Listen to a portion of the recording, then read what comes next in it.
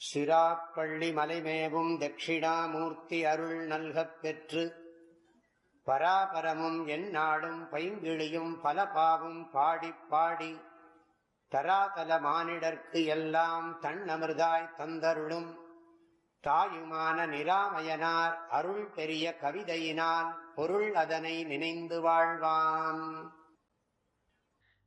நம்மளை உய்வித்துக் கொள்வதற்கு உபாயங்கள் இதுதான் இருக்கிறது. தத்துவத்தை புரிஞ்சுக்கணும். அதாவது இது சாதனை பண்ண வேற வழி இல்லை.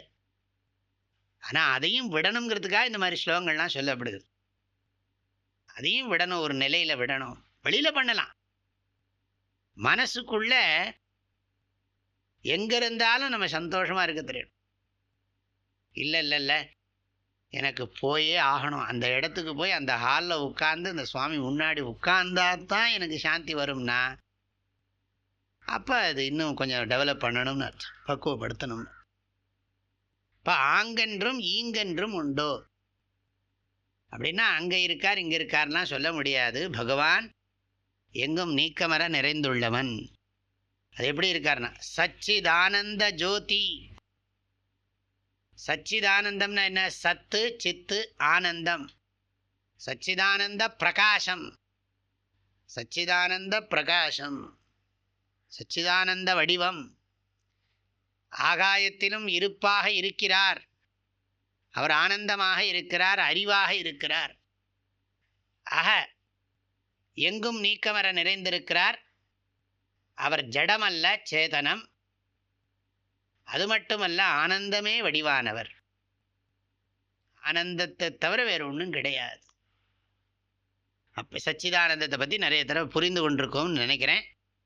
Pure existence, pure consciousness, pure bliss போட்டுங்க, பரவாயில்ல. பியூர் பிளிஸ்ங்கிறது கூட ஒத்துக்க மாட்டாங்க நிறைய பேர். அதனால் ஆனந்தம், சச்சிதானந்த ஜோதி, அகண்ட வடிவாய். அதுதான் ரொம்ப முக்கியம். இந்த சச்சிதானந்தம் உமக்குள் ஒரு சச்சிதானந்தம் இருக்கிறது, எமக்குள் ஒரு சச்சிதானந்தம் இருக்கிறது. அங்கொரு சச்சிதானந்தம் இருக்கிறது, இங்கொரு சச்சிதானந்தம் இருக்கிறது. சச்சிதானந்தம் சச்சிதானந்தத்தை பார்க்கிறது. இந்த இச்சிவம் அச்சிவத்தை சிவசிவாதான் தெரியுமோ இல்லையா? ஒரு சாமியார் இருந்தார். அவர் தியானம் பண்ணிட்டு இருந்தார். அவருக்கு முன்னாடி 2 பேர் சண்டை போட்டுனுட்டான். அவர் தியானத்துலேருந்து இப்படி முழிச்சு பார்த்தார். கடைசியில் இவங்க 2 பேரும் சண்டை போட்டுண்டு பெரிய பிரச்சனை பெருசாகிடுச்சு. அப்போது 2 பேரும் சண்டை போட்டு அது பிரச்சனை பெருசாகி அங்கே யாரோ வந்தவங்கள்லாம் சரி வான்னு சொல்லி பஞ்சாயத்துக்கு கூப்பிட்டு போயிட்டாங்க. பஞ்சாயத்துக்கு கூப்பிட்டு போனவுடனே அவங்க 2 பேரும் சொன்னால், நீங்கள் சண்டை போட்டுருப்போம், உங்கள் சண்டை யார் பார்த்தானே? அங்கே ஒரு சாமியார் உட்காந்துருந்தாருன்னு. அவர் தான் பார்த்துட்டு இருந்தார், அவருக்கு தெரியும்னா. என்னாச்சு? சரி பஞ்சாயத்துக்கு சாமியாரையும் கூப்பிடுன்னுட்டான். சாமியாரும் போனார் பஞ்சாயத்து.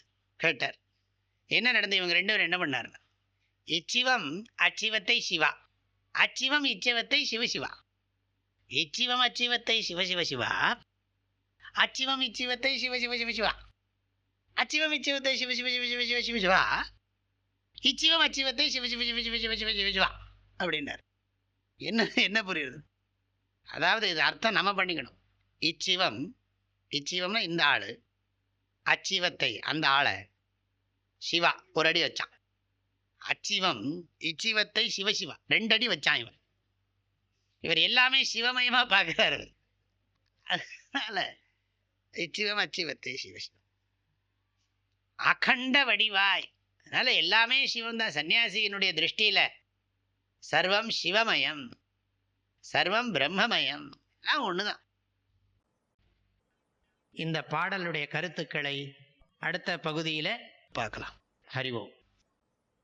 தந்தை தாயும் நீ, என் உயிர் துணையும் நீ, சஞ்சலமது தீர்க்க வந்த தேசிக வடிவு நீ, உனையலால் மற்றொரு துணை காணேன், அந்தம் ஆதியும் அளப்பரும் ஜோதியே, ஆதியே அடியார்த்தம் சிந்தை மேவிய தாயுமானவனும் சிரகிரி பெருமானே. ஓம்.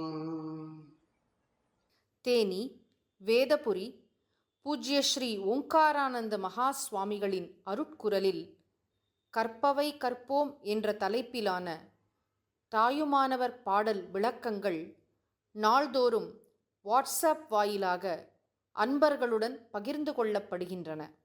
இதனை உங்கள் மொபைலில் பெற ஓங்கார ஹிருதயம் என்ற வாட்ஸ்அப் சேனலை சப்ஸ்கிரைப் செய்து கொள்ளுங்கள். ஹரி ஓம்.